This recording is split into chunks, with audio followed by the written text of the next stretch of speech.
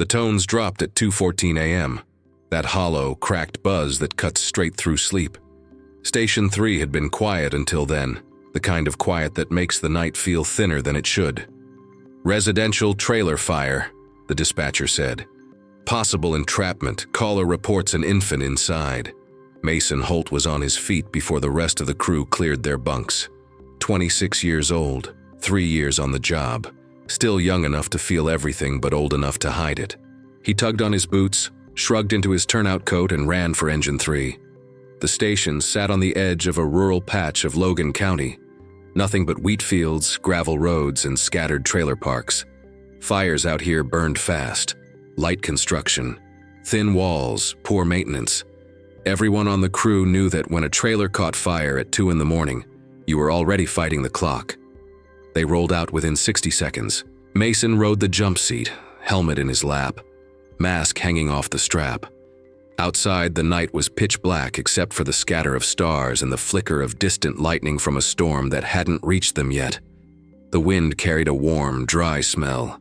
Bad news for fire behavior. Captain Reeves glanced back. Caller said the father tried to go in twice, couldn't make it down the hallway. "Baby?" Mason asked. 8 months. Nobody talked after that. They turned off the main road and bounced down a dirt lane lined with rusted mailboxes. Even before they saw the glow, they heard it, the dull, animal roar of a structure burning past its limits. As they came around the last curve, the trailer appeared like a long, rectangular torch. Flames punched out of the windows. The aluminum siding was already curling. A man stood in the yard, bare feet in the dirt, shirt soaked with sweat and soot. He waved his arms at the engine, shouting something no one could hear over the fire. Reeves stopped the truck. "Holt, mask up. We're going in for a primary." They stepped off the rig into radiant heat that felt like someone had opened an oven door in their faces. Mason took 2 seconds to size it up. Flames rolling out of the kitchen window, roof starting to ripple, smoke lifting straight into the sky. Not good. Not survivable for long. The father ran toward them. "She's in the back bedroom. I heard her crying. She's still in there." Reeves put a hand on his shoulder. "We're going. You need to stay back. Stay here." But the man kept pointing, kept yelling, kept pleading, his voice cracking under the weight of pure panic. Mason pulled his mask on, snapped the regulator, checked his air. He could feel his pulse thudding inside the rubber seal. Reeves gave a nod and they advanced with the line toward the door, where flames licked out like tongues. The front door had melted halfway off its hinges. Mason pushed what was left of it aside and ducked in. Instantly, the world shrank to a reddish haze and a wall of heat pressing against his gear. The hallway was narrow, trailers never gave you room to work, and filled with smoke thick enough to chew. The fire crackled overhead, racing across the ceiling panels. "Left-hand search," Reeves shouted through the mask. Mason crouched low, sweeping the floor with a gloved hand, sliding along the wall. The smoke tasted metallic even through the regulator. Every few feet, pieces of ceiling sagged and dropped, hitting the floor in wet, burning clumps. Somewhere deeper in the trailer, something wailed, a twisting, high-pitched noise almost swallowed by the fire. Mason froze. Could have been a smoke alarm. Could have been something else. He moved faster. Halfway down the corridor, the fire pulsed, and the trailer shifted under them, a long, groaning sound of metal losing its strength. Reeves stopped him with an arm across the chest. "We got maybe 2 minutes in here," the captain said. Mason nodded, breathing hard, listening past the roar for any hint of a human sound. Then he heard it again. Not a smoke alarm, a cry, small, weak, muffled by smoke.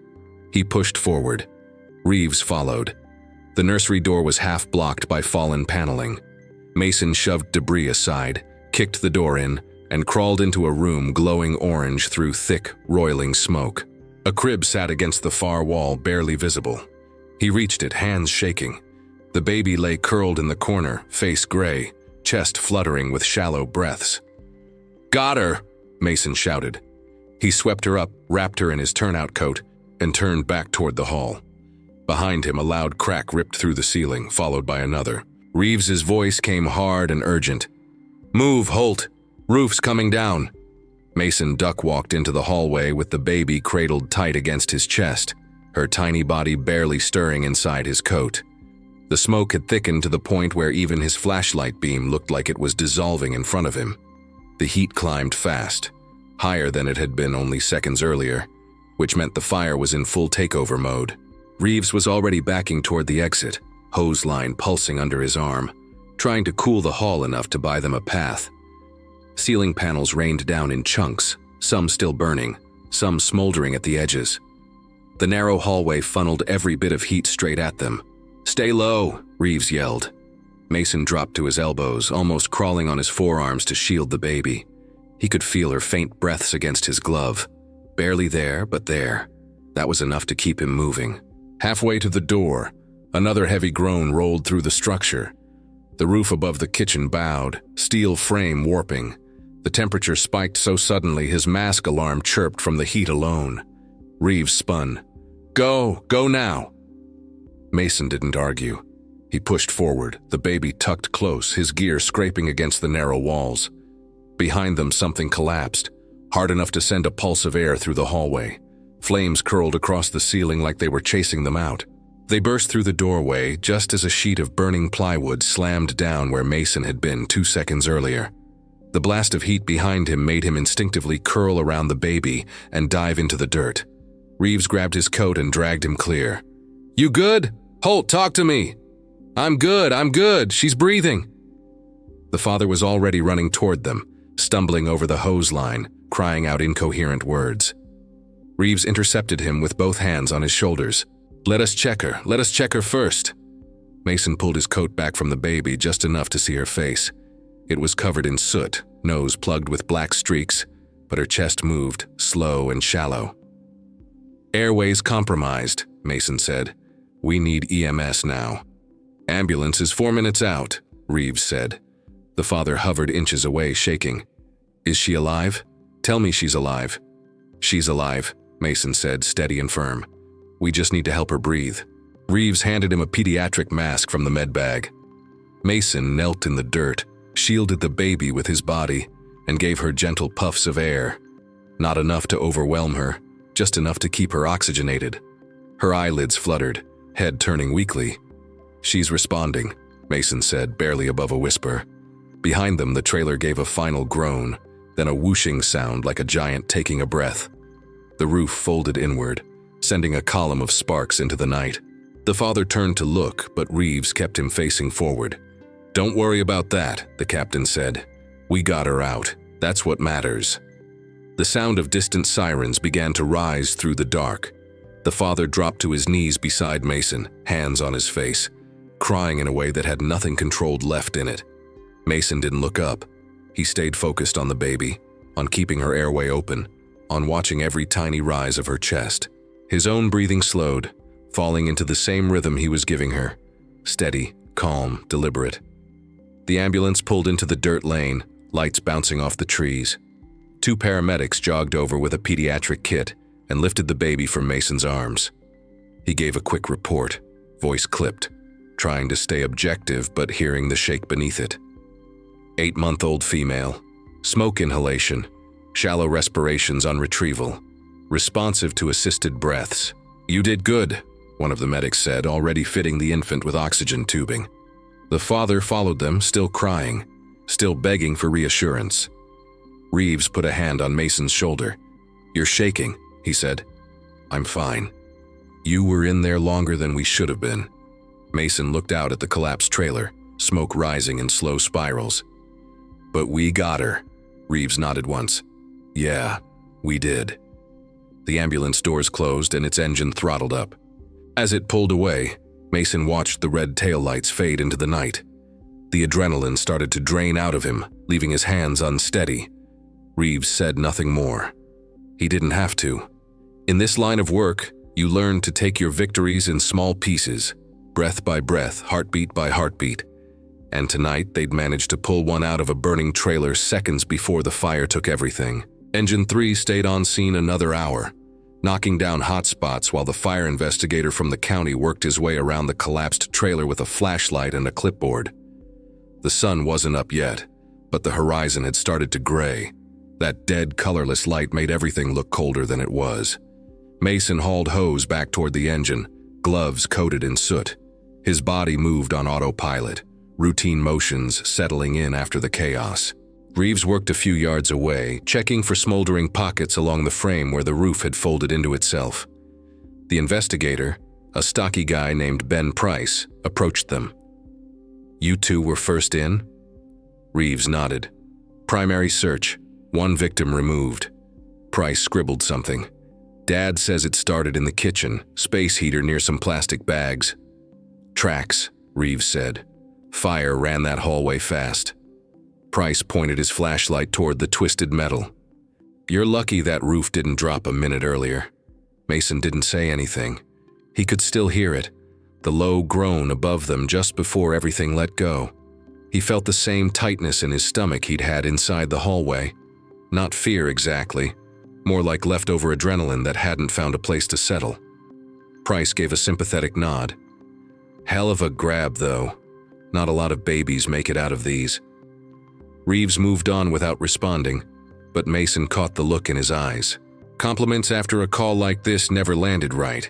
They always felt like they were acknowledging how close things had come to going the other way. When they finally cleared the scene and climbed into the cab, Mason sat in the jump seat and leaned his head back. His hair was soaked with sweat under the hood. His shirt clung to him like he'd been swimming. Reeves started the engine. "Hospital will want your report once we clean up at the station." "Yeah," Mason said, rubbing his eyes. "You talked to the dad at all before we left?" "A little. He just kept saying thank you. Didn't know what else to say." Reeves nodded. People never do after calls like this. They rode the first half of the drive in silence. Then Reeves said, "Holt, you pushed pretty deep in there." Mason waited. "You did good," the captain added. "But you scared the hell out of me. I didn't plan on going that far without you. Fire doesn't care what we plan." Reeves paused. "Next time we stay tighter. No gaps." "Understood." Reeves took the corner onto the main highway. The sky had shifted from gray to pale blue. A stray gust of wind pushed smoke smell through the cracked window. It clung to everything they wore. When they got back to the station, the rest of the crew was already up, milling around the apparatus bay. A couple of them clapped Mason on the back as he stepped off the engine. "Nice grab, Holt. Heard you went nearly the full length of the trailer." Mason smiled politely, but he didn't feel anything behind it. The adrenaline had long burned off, leaving a hollow, vibrating fatigue in its place. He peeled off his gear in the turnout room, hanging each piece the same way he always did. Helmet on top, coat unzipped, pants folded over the boots, everything in order. He grabbed a clean t-shirt and walked to the bathroom to wash off the soot streaking his face. The water ran black at first. He stared at himself in the mirror, eyes red, skin irritated, hair matted where the hood had pressed it flat. There was a knock on the doorframe.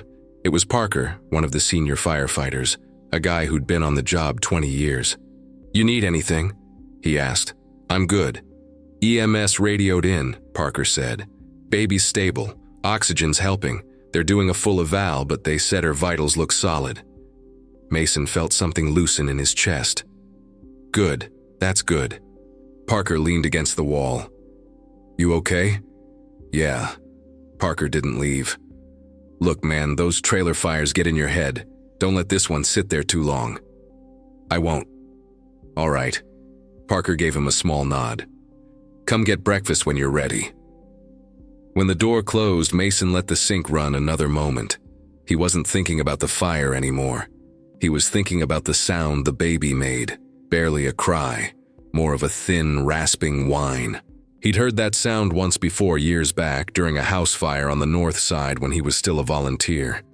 That call hadn't ended like this one. That memory never really left. He shut the water off and dried his face. His hands were still shaking. Mason headed to the day room after a few minutes, moving slow, like every joint needed a reminder to keep working. The crew had gathered around the long table where someone had put out a spread of eggs, toast, and whatever leftovers were in the fridge. Firehouse breakfasts were never fancy, just fuel. This morning, nobody talked much. They all knew what kind of call it had been. Reeves poured himself coffee and sat across from Mason. "Hospital's asking for your statement within the hour," he said. I told them we'd swing by once we get our gear reset. All right, you want me to ride with you? I can handle it, Mason said. Reeves studied him for a few seconds. I know. The food tasted like nothing. Mason ate anyway. Firefighters had a habit of pushing through calls with routine. Eat, rest, reset, move on. It was the only way to keep the job from grinding you down. But routine only did so much when you had a baby's weight still lingering in your arms. When they finished resetting the engine, Reeves tossed Mason the keys to the squad truck. Take your time, he said. I'll keep things covered here. The drive to the hospital took about 15 minutes. Morning traffic was light. The sun had finally cleared the horizon, turning the fields gold. Mason rolled down the window halfway, letting the cool air mix with the stale smoke smell in the cab. At the hospital, he checked in at the ER desk. A nurse guided him to a small consultation room where a pediatric doctor met him. She looked tired in the way medical staff always did at 6:30 in the morning. "Firefighter Holt?" she asked. "Yes, ma'am." "The infant you brought in, her name is Ava. Her airway was irritated and she had some carbon monoxide exposure, but she's responding very well to treatment. She's stable and breathing on her own now." Mason exhaled. "Glad to hear it." The father asked if he could speak with you, only if you're comfortable. He hesitated. Calls didn't usually circle back like this. Most rescues ended with a quick exchange on scene, maybe a handshake, and that was it. But the nurse's eyes weren't pushing, just offering. "I can talk to him," Mason said. She led him down a hallway to a room with the door open. The father, mid-30s, unshaven, wearing scrubs someone must have given him, stood beside a crib where Ava slept under a soft blanket, a small oxygen cannula taped to her cheek. Her chest rose steadily now, no longer ragged. The father turned when Mason stepped in. His eyes were swollen, but clear. "You're the one who went in," he said. Mason nodded. "We both did. Captain Reeves and me." The man swallowed hard. "I don't know how to say anything that doesn't sound small. You saved her. You saved my daughter." Mason glanced at the crib. She did the hard part. She held on. The father wiped his face. "I tried to go in. I couldn't get past the smoke." "No one expects you to," Mason said. "It was bad in there." The man sat in the chair beside the crib. His hands shook. "I keep thinking about what could have happened if you'd been a minute later, or if you hadn't found her in time, or if—" "Don't go down that road," Mason said gently. "She's here. That's what matters." The room went quiet. Machines hummed softly. Ava shifted in her sleep but didn't wake. The father spoke again, voice lower. "Why'd you risk it? I know you have rules. I know how dangerous these fires are." Mason thought for a moment before answering. "We make judgment calls. We weigh the risk against what we might be able to do. And sometimes, you just know you have to move." That was one of those times.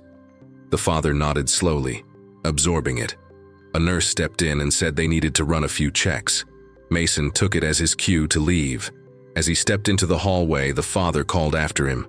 "Thank you for not giving up on her." Mason gave a small nod. "Take care of her." He walked back toward the exit, the fluorescent lights buzzing overhead. Before pushing through the doors into the sunlight, he paused, letting the moment settle. The relief, the exhaustion, the leftover fear still hanging around the edges. Rescues didn't always end like this. He knew that better than most. But today, one had. Mason stepped out of the hospital into a cool mid-morning breeze, the kind that usually felt clean, but right now it only reminded him how much smoke still clung to his clothes. He walked to the squad truck, sat behind the wheel, and didn't start the engine right away. His hands rested on the steering wheel, thumbs tapping without rhythm. He wasn't thinking about the fire anymore. He was thinking about how close everything had come. A minute, maybe less.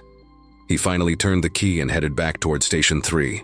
Traffic had picked up and the world looked normal again. People on their way to work, school buses pulling over for kids in backpacks, a dog trotting along a fence line. Nothing about the morning hinted that a family had almost lost everything a few hours earlier. Back at the station, the crew was already deep into cleanup and routine tasks. The place ran on structure. It kept everyone steady. Parker met him in the bay. "How's the kid?" "Stable," Mason said. "She's breathing on her own." Parker's expression softened. "Good, real good." They walked toward the gear room together. Parker lowered his voice. "You look wrung out, Holt. You get any sleep before the call?" "Couple hours." "That's barely a nap. Grab a bunk for a bit." "I will," Mason said. He didn't plan to, but he said it anyway. Reeves came around from behind the engine, wiping his hands on a towel. "Hospital go all right?" "Yeah," Mason said. Dad wanted to talk. Reeves raised an eyebrow. "How'd that go?" "Emotional." "Expected." They stood there a moment, the lingering smell of smoke settling in the bay. Finally, Reeves said, "You know, Holt, you did everything right in there, even pushing in deep. I need you to hear that." "I hear it," Mason said, and he did. But it didn't settle the way praise usually did. Reeves picked up on it. "Something eating at you?" Mason shook his head. "Just tired." The captain didn't push. He never did unless he had to. Around noon, dispatch sent out a medical call for another unit, leaving Station 3 quiet again. Mason grabbed a fresh t-shirt from his locker and headed to the small bunk room. He lay down but couldn't shut his mind off. Every time he closed his eyes, he saw the narrow hallway of the trailer. The glow, the heat, the cracking ceiling, the baby curled in the crib like she'd been waiting for someone to find her. After 30 minutes of failing to sleep, he got up and walked to the kitchen for water. Reeves sat at the table writing reports. "You need distraction?" the captain asked. "Maybe." Reeves tapped the chair across from him. "Sit." Mason sat, glass in hand.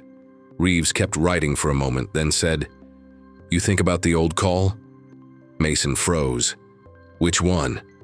"You know which one." He didn't answer. Reeves set his pen down. "That fire 6 years ago, the one on 14th Street, the one you've been carrying around since you were a volunteer. That's what's circling your head right now, isn't it?" Mason stared at the table.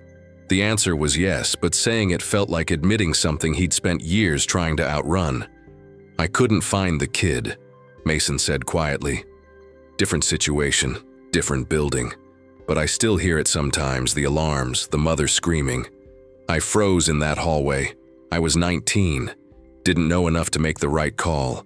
Didn't know enough to stop myself from going too far either." Reeves leaned back. "And you think last night was the same thing?" "No, but the feeling was.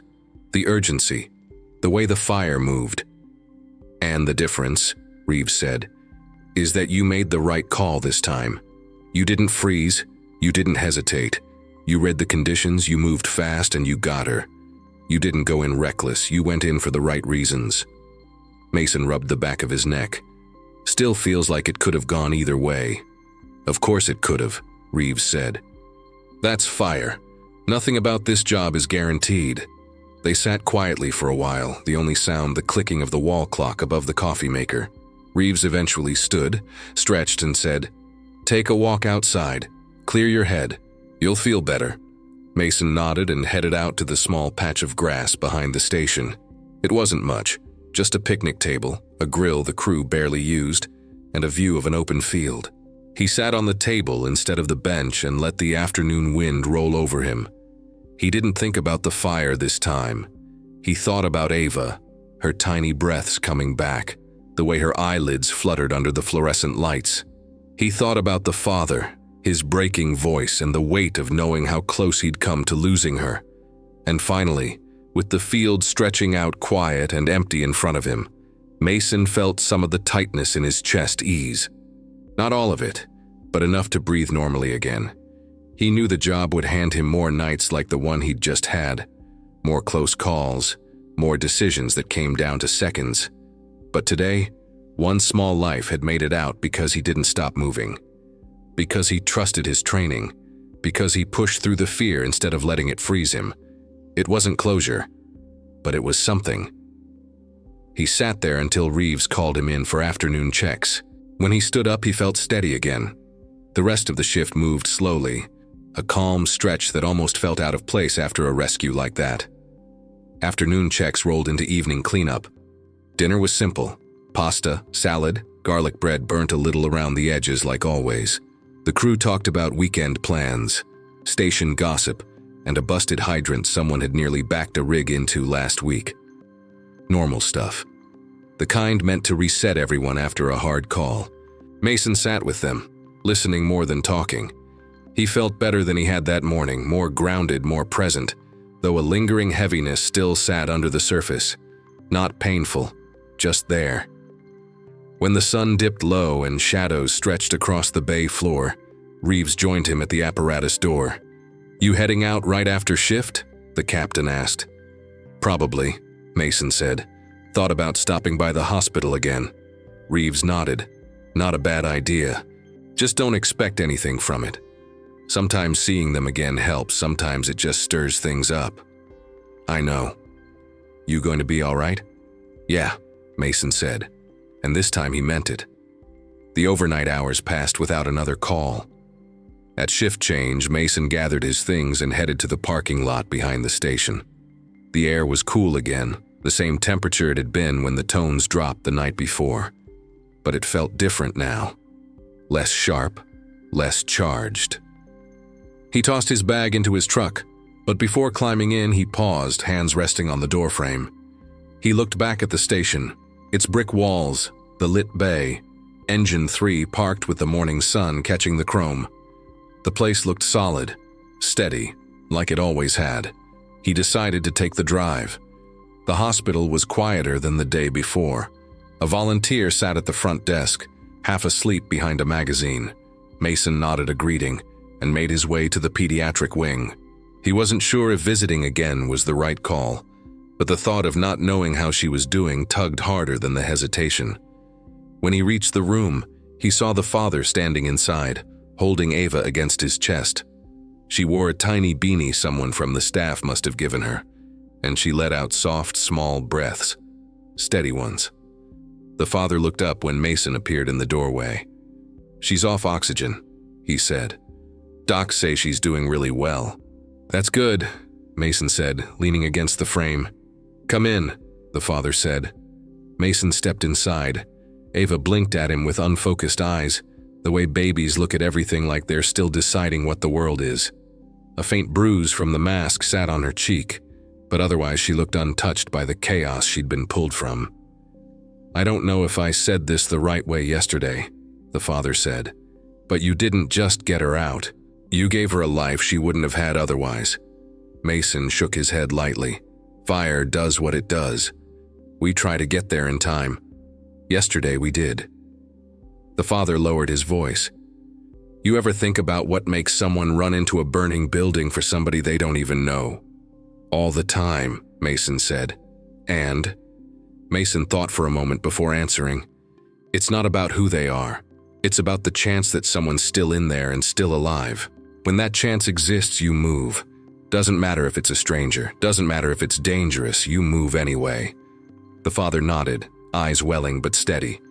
"You saved my little girl because you didn't hesitate." "No," Mason said. "I saved her because she held on long enough for me to find her." The room settled into a quiet lull. Ava squirmed slightly, then relaxed again. "You want to hold her?" the father asked. Mason hesitated, out of caution, not fear. "Just for a second," the father added. "If you want." Mason nodded and stepped forward. The father handed her over carefully. She weighed almost nothing, warm and calm in Mason's arms. He remembered the feel of her during the rescue. Fragile, limp, smoke-heavy breaths.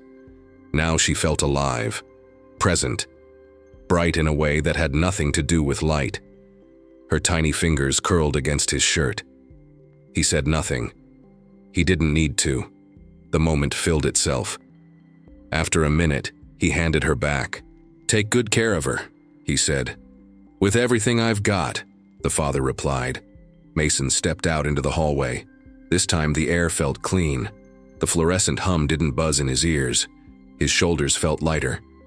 On the walk back to his truck, he passed under the morning sun and finally felt the weight of the night before slipping into its place. Not gone, just settled. The kind of memory that would stay with him, but not claw at him. Back behind the wheel, he started the engine and pulled onto the road. Wheat fields rolled by in long stretches, the same as yesterday, but now he saw them differently, steady, familiar, grounded. For the first time since the fire, he breathed deep and felt the breath go all the way down. It had been a long night, a close call, a reminder of how thin the line could be.